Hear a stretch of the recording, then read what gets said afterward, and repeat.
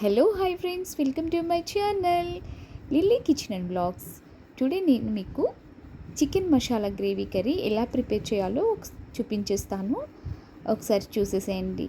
నా వీడియో కనుక మీరు ఫస్ట్ టైం చూసినట్లయితే please like and share and subscribe అండి. అండ్ లేట్ చేయకుండా వీడియోలోకి వెళ్ళిపోదాం. మనం ఎంతైతే చికెన్ తీసుకున్నామో ఆ చికెన్ మనం క్లీన్ చేసుకుని నీట్గా కడిగి అండ్ ఉప్పు అండ్ నిమ్మరసం పెట్టి ఒకసారి మనం శుభ్రంగా కడుక్కోవాల్సి ఉంటుంది.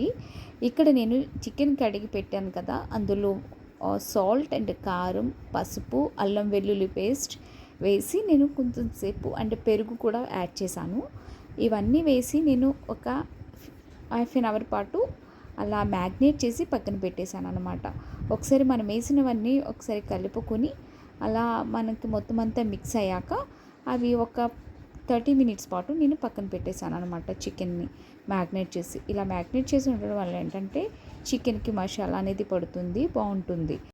ఇక్కడ నేను కడాయి పెట్టేసి ఆయిల్ పోసుకొని నేను ఇక్కడ ఆనియన్ పేస్ట్ అనేది ప్రిపేర్ చేశానండి. అంటే మనం నార్మల్గా అయితే కనుక మనం ఆనియన్ని పీసెస్ కింద కట్ చేసి వేసుకుంటాం కదా, ఇక్కడ నేను అలా కాకుండా ఆనియన్ని పేస్ట్ చేశాను మిక్సీలో వేసి.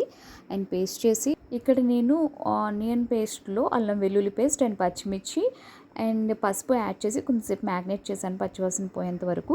తర్వాత నేను టమాటో కూడా మిక్సీ చేశాను. 2 టమాటోస్ తీసుకొని అది కూడా మిక్సీ చేసి ఆ పేస్ట్ని కూడా నేను ఇందులో యాడ్ చేశాను.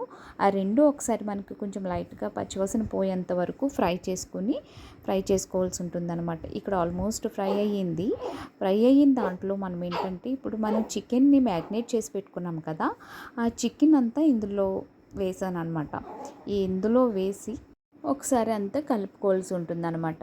మొత్తం అంతా ఒకసారి ఈవెన్గా ఫ్రై చేసుకుని అండ్ మొత్తం ఒక 10 మినిట్స్ పాటు కుక్ చేసుకోవాల్సి ఉంటుంది. ఇక్కడ మూత పెట్టేసి నేను కుక్ చేశానండి. ఇక్కడ కుక్ చేశాక ఇందులో నేను గసగసాలు అండ్ జీడిపప్పు పేస్ట్ చేశాను. ఆ పేస్ట్ని కూడా ఇందులో యాడ్ చేశాను.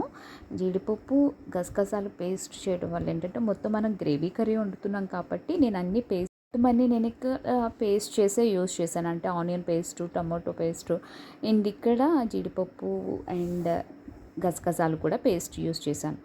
సో ఇక్కడ మొత్తం అంతా ఫ్రై అయ్యింది. ఇక్కడ మనం వాటర్ యాడ్ చేసుకున్నాం అన్నమాట.